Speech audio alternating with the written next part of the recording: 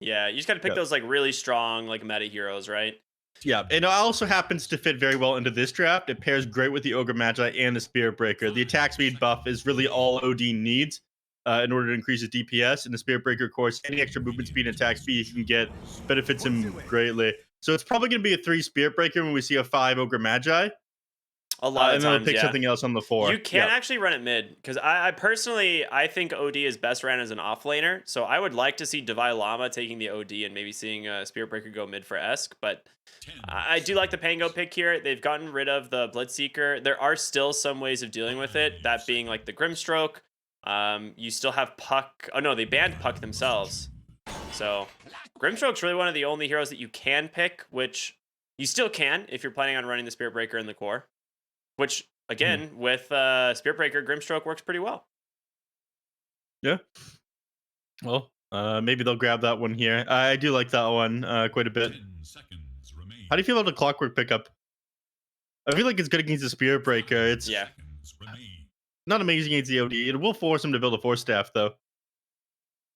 it's just one of those heroes that kind of disrupts pretty much everything that like Spirit Breaker does, and you need to have something that can deal with the Spirit Breaker because if you leave him completely unchecked, we've seen what this hero can do, and you Mm. don't really have an answer for him currently outside of like Boundless Strike, which is terrible. So Clockwork, pretty good answer for the Spirit Breaker. OD just means you basically don't go the Meteor Hammer build now, which I'm okay with. I think that build is, unless you're in the off lane, is pretty trash. So we'll see. Outdated and bad. It's just you spend way too much time channeling the Meteor Hammer instead of just doing damage. And it's good Mhm. for like the first like 15 minutes of the game, but then your hero just falls off real fast. Phantom Okay, assassin. PA. It's a really good PA pick. Uh, I disagree. I think PA is very good when you have a back line to jump, but we have another situation where you don't really have a back line to jump. Weaver is too difficult to get on top of. They have Pango, who has a disarm. Monkey King is usually pretty tanky. Clockwork PA can't really blow up. I don't like the Phantom Assassin pick here, and I don't think it pairs that well with Ogre Magic. How about that, Ricky? I think you're cracked, man. There's a the PA into Pango lane is pretty easy for PA. She'll be able to farm. That's the thing. Like you just pick like a good PA into a good lane, and I think it scales really well into Monkey King. Like the matchup late game is PA favored for sure. But you are correct in terms of like PA very good at countering out like these backline heroes that you want to jump back and forth between, or heroes like Sniper, Luna, stuff like that. But in general, I think she'll have a fine time in lane. She's not too worried about it. Like Clockwork doesn't apply a lot of pressure to her. You just Phantom Strike out of the cogs. Pangolier, you just dagger spam, and there's not much he can do. So Yeah. I like it for that I'm regard. But sure. you could run the Pango mid now and pick a new off laner if they really wanted. But they're actually banning safe lane heroes. So Wildcard maybe knows something that we don't about how APU wants to run this. I know these teams have been scrimming a lot. All these NA and SA teams like spend all day scrimming, especially during the DPC, because they're only playing one match a week. Um, they'll just spend all their other time practicing. So I'm sure these teams have a lot of strategies that they've worked out against each other that we have got the chance to watch too much of, unfortunately. So I think the reason why they're targeting those bands right now is because they are fairly certain that's not going to be Monkey King. Either that, or they go, are we really worried about the position one Monkey King per position one Weaver, or are we more worried about these heroes that are going to come out? Our draft is very good against this right now. What is more than any other hero going to ruin the draft for us? And then they say, okay, well, Luna and Wraith King. Maybe we don't want them playing too early against us and running us over. Maybe they need a little bit more of a front line that's going to be played from like the mid lane or something. We'll get rid of those. They do have the option of just like running Monkey 1, Pango 3, and then Kunkka in the mid lane here on Apu King of Kings. I think that's what they're going to go for. Yeah, they have a lot of flexibility. Well, they go Terrorblade. But they do go for position 1, so Wildcard Gaming 1, neph 0. I think we're seeing Mini taking the Monkey King mid. I think that's what it has to be because you're not taking this Monkey King off lane. It'll just get dumpstered by Ignite and Dagger spam. You can't actually sit in that lane at all. So I think what we're seeing is Monkey King mid into potentially OD or Spirit Breaker here, and then Wildcard flexing with this last pick. That is a good Darkseer pick. Oh boy, is that a good Darkseer pick.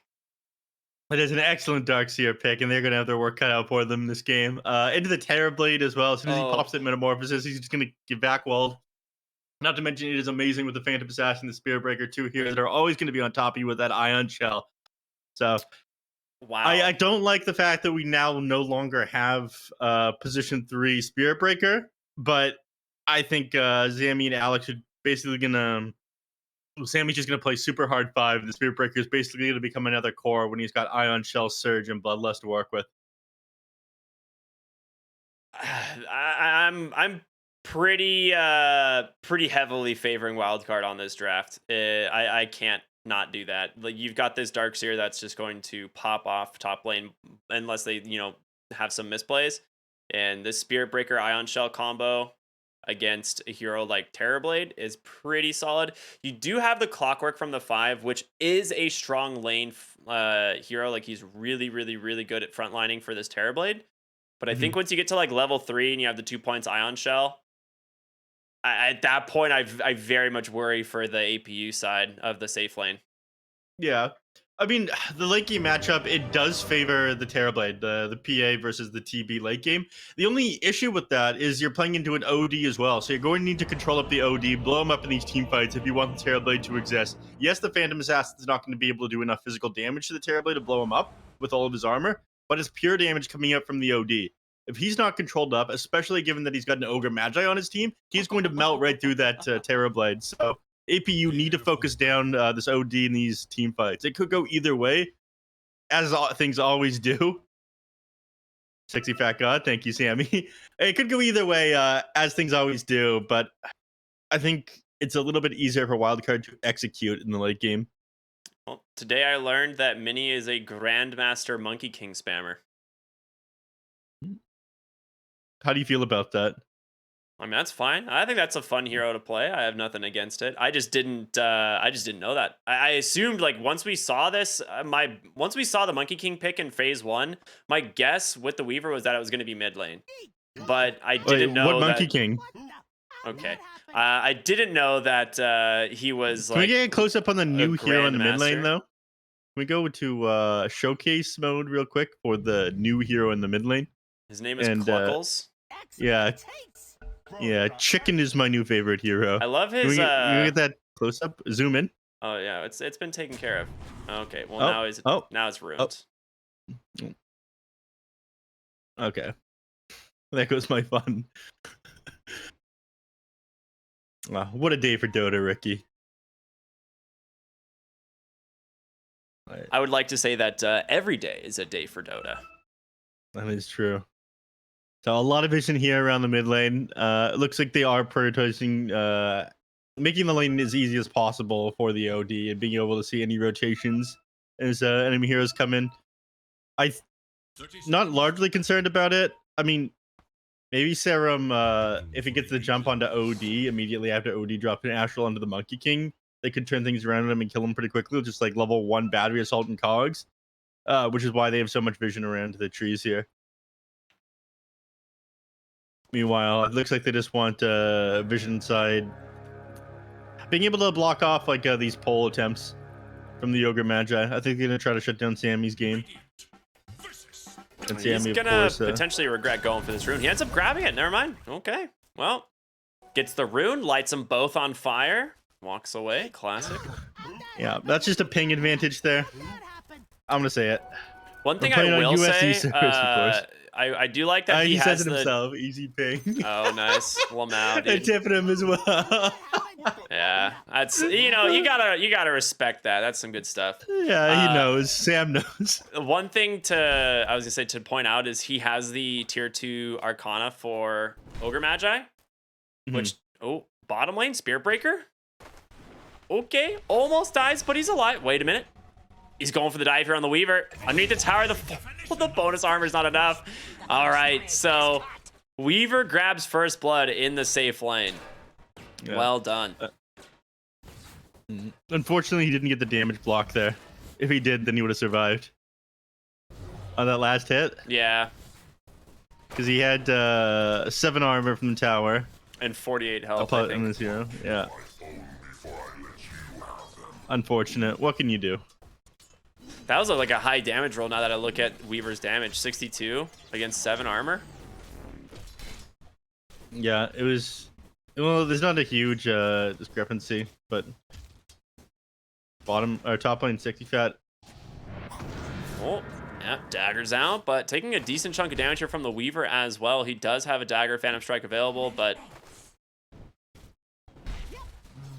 yeah, so this is the thing I worry about this lane is I feel like Phantom Assassin Ogre trade a lot better than say like the Pango and the Weaver. Speaking of the Pangolier, does have the swashbuckle there, so he's gonna be fine. But still, the Ignite is a lot of harassment damage, and it gets worse and worse the more points he gets into this spell. We do still back up here on the Pango though, and they've not gone through a lot of their regen here on the Ogre and on the Phantom Assassin. Mid lane we haven't touched based on too much. He's doing a decent. That's about even right now between the Monkey King and the OD. Mm-hmm. And SK is going the Meteor Hammer. Top lane, Eves goes down. Just way too far forward, it seems, and Sam getting chased down as well. Looks like bottom lane, they do manage to take down the Clockwork. So the Ion Shells are doing the work. Okay, this game is a bloodbath in the side lanes.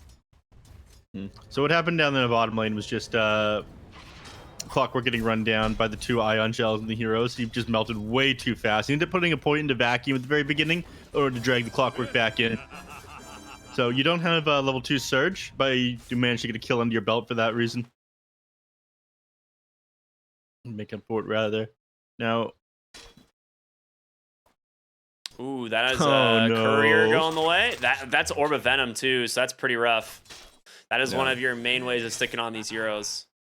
Yeah, Jupiter finds courier, and that also means no regen for the Phantom Assassin. He does have a stick with 10 charges, but only 2 tangos to survive this lane. So if they decide to play up on this Phantom Assassin a little bit more, they can keep raging bottom lane.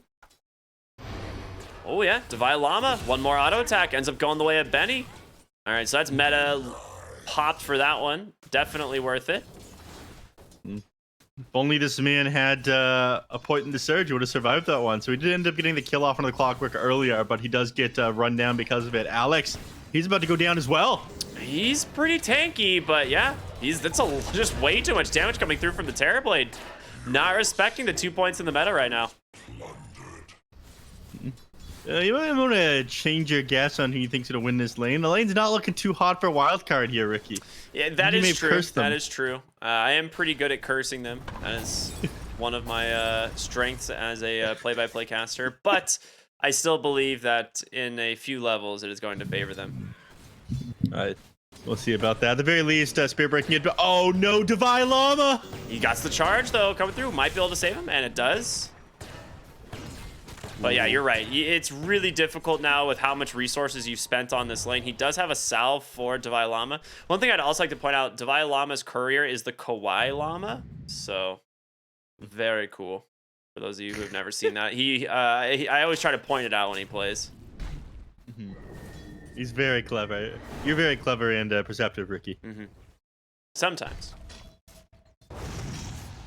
It looks like Jupiter's about to go down here on the Weaver, actually. Yeah, he's 5 seconds away to that Sakuchi, unless he gets the disarm, and he does. That is going to be so frustrating for Sam, and Sexy Fat helps secure the kill, and instead of Jupiter dying, you lose. Can I get a Ogre. 17% on that lucky shot, anybody? Dude, he got 2 lucky shots in a row. Yeah? When you're good, you're good. That is good. Sexy Fat's just better. Like Sammy said at the start of the game, Sexy Fat God. I hate Pango for that reason, but it was a quick reaction, helping the Weaver out, realizing that if he can get over him, get the swashbuckle off, then he would be able to save him, and he did. Turns it around and gets a kill, so it makes it 5-for-1 in favor of APU Kings. Yeah, they're looking very good so far.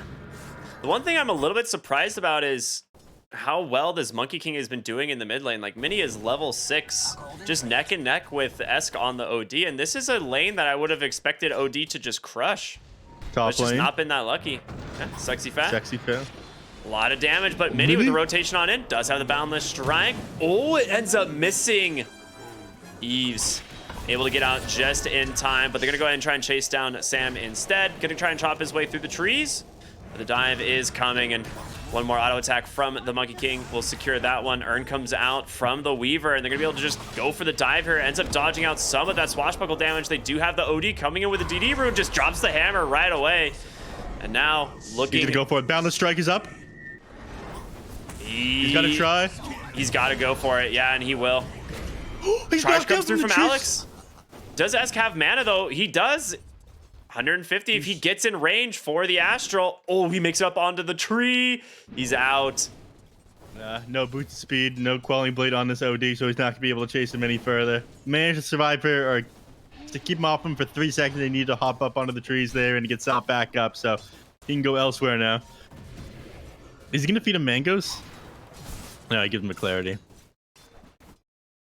Bottom lane charge coming in.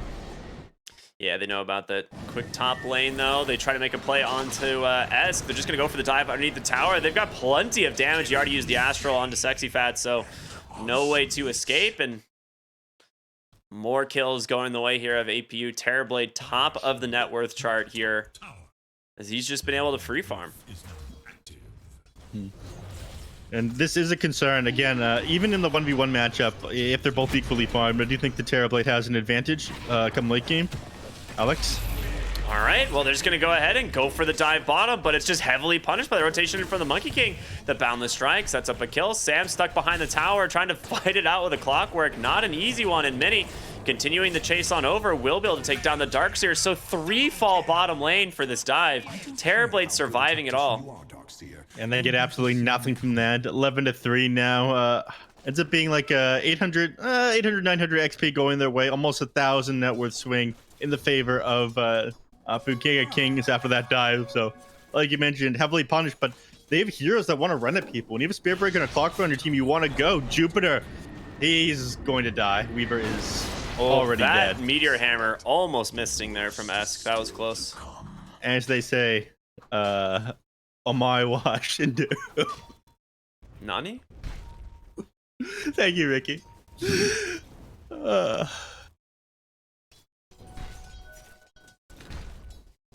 Alright.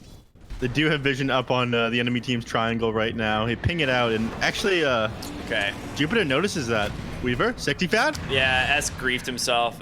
He almost missed the last Meteor Hammer, and I was worried about his timing on these because it was definitely way off.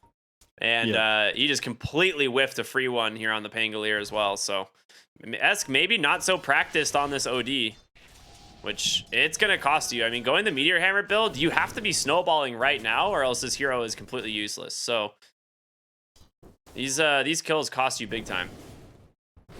Yeah. Back into the lobbies, practicing the Meteor Hammer combination, I suppose. It's not even like that he's got a any status resist at the moment on the Pango either. If you had a Sange or a Titan's Liver or something like that, then it would make sense if he was missing his Meteor Hammer combos, but it might just be, again, back to the lobby, back to practicing this OD after you miss a couple. Game like this. I mean, you're against a Pangolier and a Weaver, so your timing has to be good. Yeah, your timing has to be like borderline frame, like, you know, people use frame perfect or whatever, but no, you can hit if it's like frame or server tick perfect, you can hit like Ember before he hits a Sleight of Fist. Yeah. Or you can drop it in such a way where it comes down onto the Ember Spirit after he does a Sleight of Fist. Like, there's a couple of ways you can like train your opponents and trick them, but it does need to be fairly quick against. Mini going for the dive in the mid lane onto the Spirit Breaker, just getting his Jingu stacks and back up into the trees. Yep. And it looks like they have no plans of sticking around here on the mid lane. Clockwork does his level 6. His hook shot is available. He's going to look for a kill bottom lane onto Divine Llama instead with this Monkey King, who has 4 stacks of Jingu Mastery now. So Divi's got to be careful. We have action at the top lane at the same time. Good luck, Jerry. You know, we're doing our best. Sand goes down first. Nicely done. And Divine Llama bottom lane does get the wall out, holding them in place, but Divine Llama not gonna be able to survive there. Rotation in. They're not going to connect on the charge, but Esk is here, does have the Sandy's Eclipse if they want to drop it, but it's not necessary. So they do trade 1-for-1 here at bottom. Does end up costing them their Ogre Magi top. I guess not the worst thing in the world. Yeah, but 6 streak that you just got him up onto the Monkey King. Definitely worth sacrificing here. Heroes for. You also And gonna they get the are going to get a bottom tower. 1-for-1. Yeah. Yeah. Benny taking the top one at the same time. Terrorblade still at the top of the net worth, pretty far ahead of the Phantom Assassin, about 1,500 net worth lead, and getting closer to this Muta style. So Terrorblade is going to be a significant issue. They do have answers though. I mean, a lot of magic damage comes out. Oh, bottom lane. Ask, he's about to go down.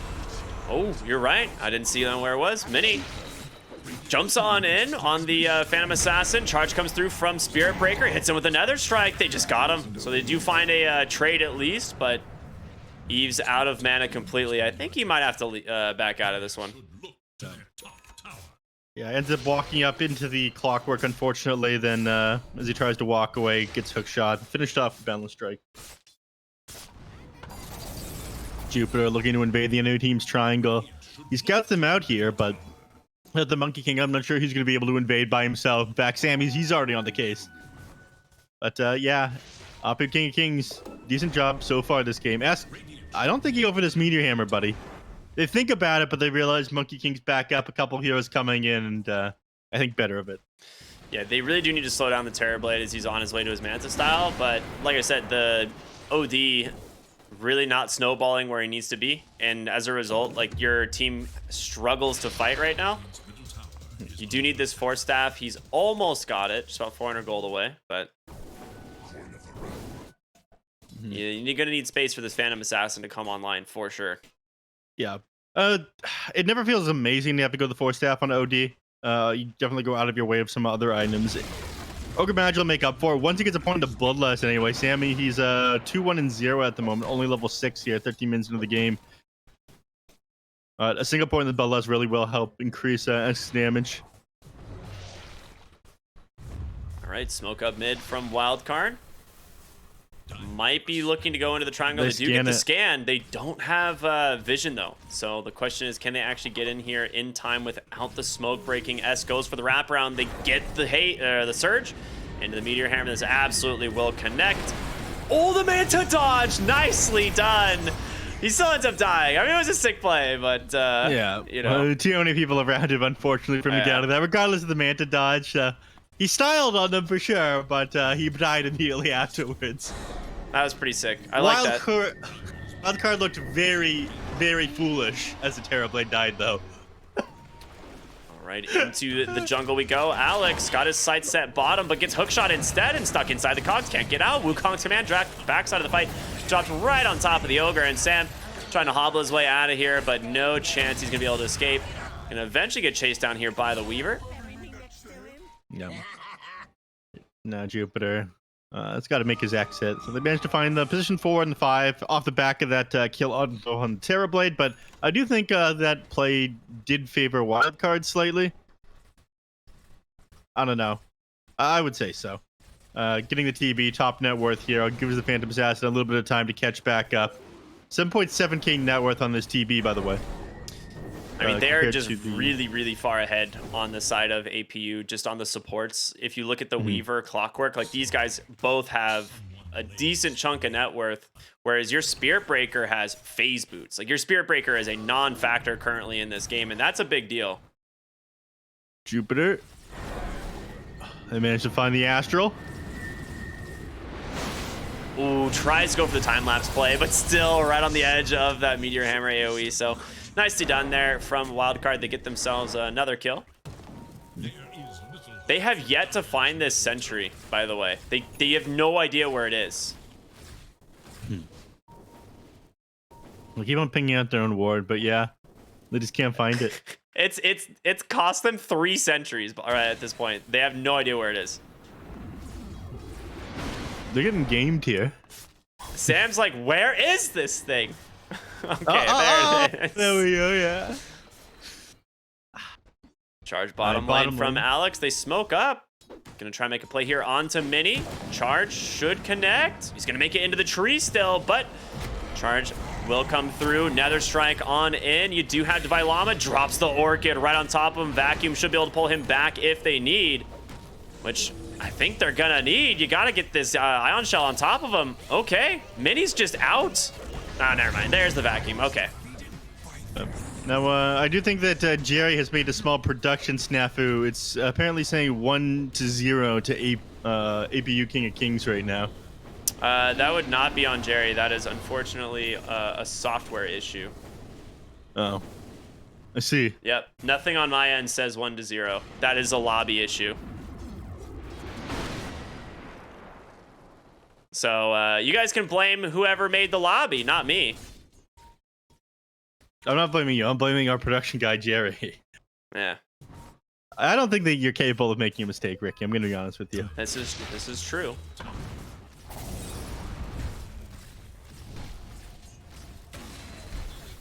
Mid lane. I'm finally looking to push towers here on APU, going for the mid lane. Oh. He's too fast. This guy's dancing shoes on right now. He would have been fine, though. Esk was right beside him there with a force staff.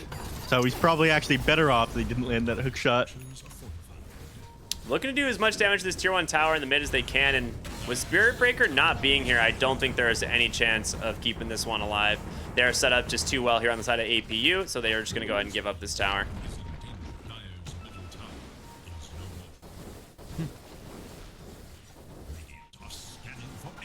Right. I'm gonna back off, take over the enemy team's triangle now.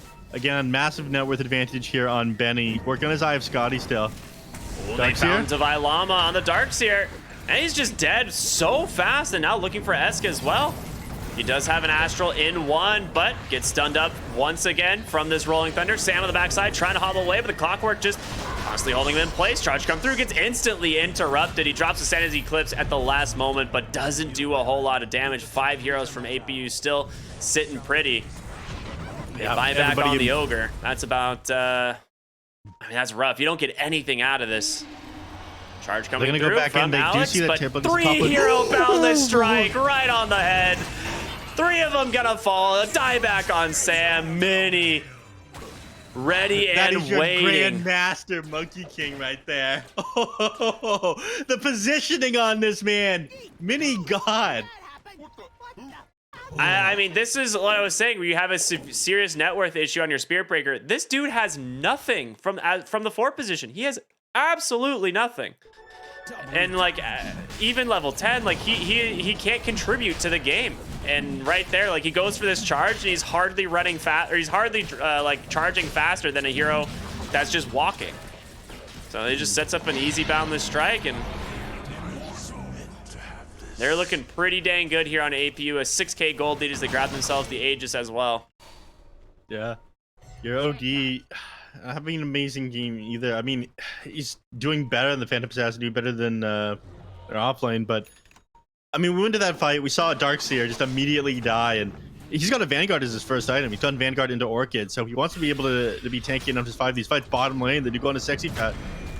Yeah, they do get the Orchid out. Nether Strike does come through, and Sexy Fat falls in the end, so the Darkseer Spirit Breaker finding another victim, but it doesn't feel like it's enough. Like, they're not getting enough done on the map right now.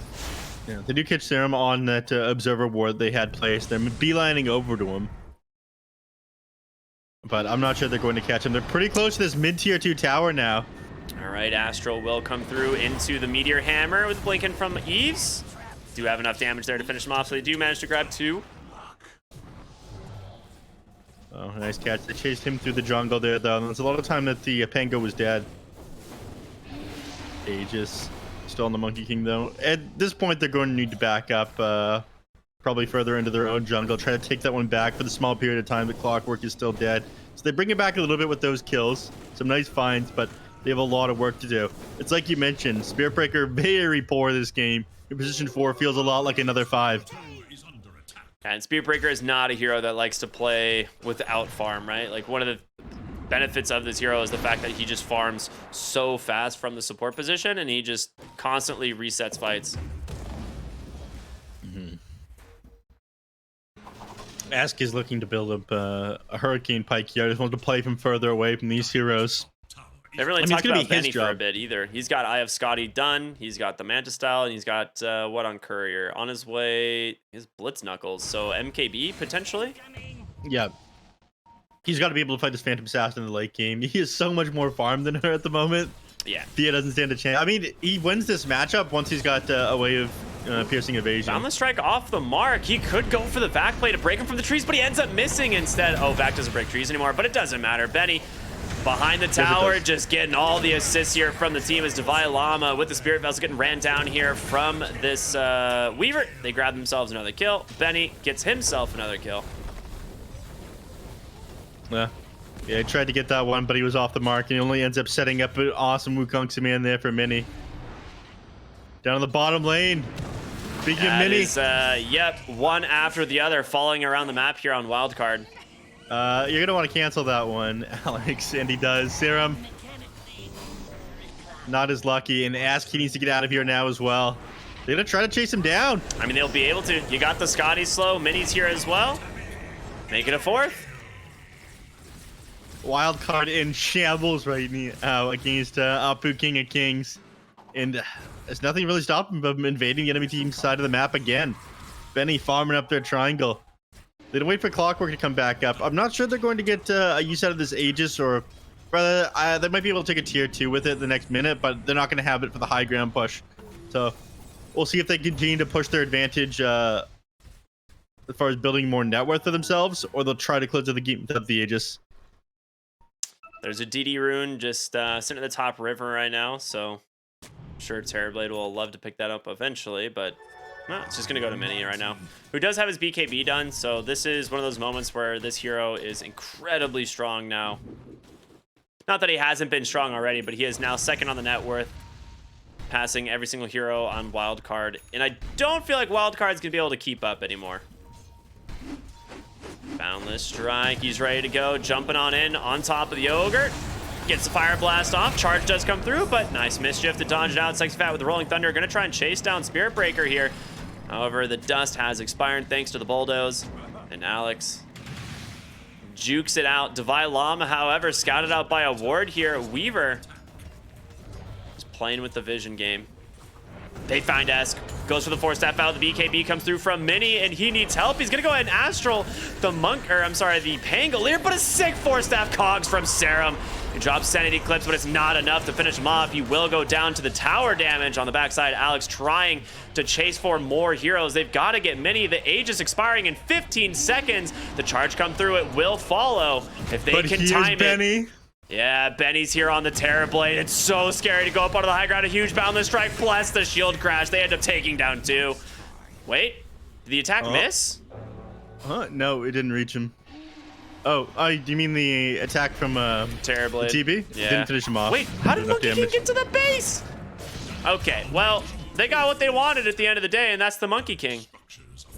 All right, backs up into Benny, but Benny can't save Mini from himself, unfortunately. Yeah. He ends up going down, and tier 2 tower, it looks like it's going to survive this one. Just going to, oh, never mind, it is not going to survive this one. Nope, those illusions are strong. Yeah. Well. So Divine Llama just got quite a bit of gold for that kill, and he's already got the 4-staff completed, which is absolutely essential this game. Now queuing up the Aghanim Scepter, which the Ags is a pretty big power spike for this hero, but yeah, it's the question is, like, can it actually be enough this game? And that is the really real good question. If you get it early, later it is the HP factor that you get from the Aghanim Scepter on the Dark Seer. It doesn't feel very good if you get in the ultra late game. It is an awesome item, and it will help with the Terrorblade when he doesn't have Black Keen Bar active. So I think it will force the TB to get a BKB after this MKB. And I think they're okay. They're in okay shape if the OD can get on top of the Terrorblade as well. But they're blowing up the OD at the start of every single one of these team fights. He's not actually able to lay into this Terrorblade with his Arcane Orbs, taking advantage of the pure damage. Oh. Yeah, OD needs a BKB very badly. He does have the Ogre Axe coming out, which will help. Ward Sentry dropped to the mid lane by both teams simultaneously, which is quite funny how that always happens. Yep.